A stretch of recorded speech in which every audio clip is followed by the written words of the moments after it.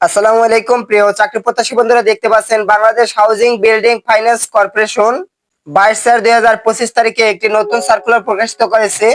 Circular সম্পর্কে আমরা এই ভিডিওতে এ টু জেড আলোচনা করব। এই নিয়োগ সার্কুলার সম্পর্কে বিস্তারিত জানতে ভিডিওটি না টেনে শুরু থেকে শেষ পর্যন্ত দেখুন। আশা করি সার্কুলার সম্পর্কে বিস্তারিত বুঝতে পারবেন।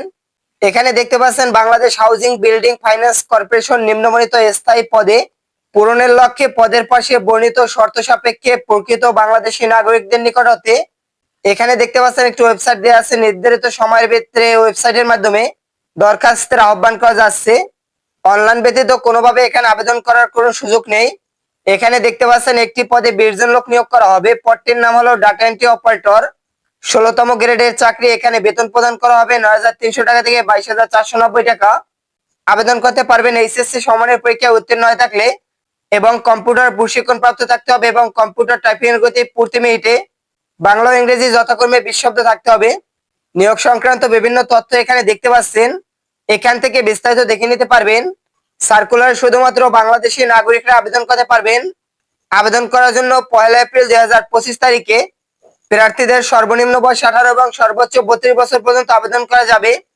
এই সার্কুলার আবেদন করতে হবে অনলাইনের মাধ্যমে। দেখতে পাচ্ছেন এখানে একটি ওয়েবসাইট দেওয়া আছে, ওয়েবসাইটে প্রবেশ করে আবেদন করতে পারবেন। এখানে 27/4/2025 তারিখ সকাল 10 ঘটিকা থেকে আবেদন শুরু হবে। আবেদন চলমান থাকবে 26/5/2025 তারিখ বিকাল 5টা পর্যন্ত। এই সময়সীমার ভিতরে আপনাদের আবেদন করতে হবে। সার্কুলার সম্পর্কে অন্যান্য তথ্য এখানে দেখতে পাচ্ছেন। আবেদন সাবমিট করার পরবর্তী 72 ঘন্টার ভিতরে প্রার্থীকে 112 টাকা আবেদন ফি পরিশোধ করতে হবে। এই বিষয়ে এখানে বিস্তারিত রয়েছে, এখান থেকে দেখে নেবেন। এই ছিল আজকের নিয়োগ বিজ্ঞপ্তি। আশা করি সার্কুলার সম্পর্কে বিস্তারিত বুঝতে পারছেন। সার্কুলার সম্পর্কে যে কোনো প্রশ্ন থাকলে কমেন্টের মাধ্যমে জানিয়ে দিতে পারেন।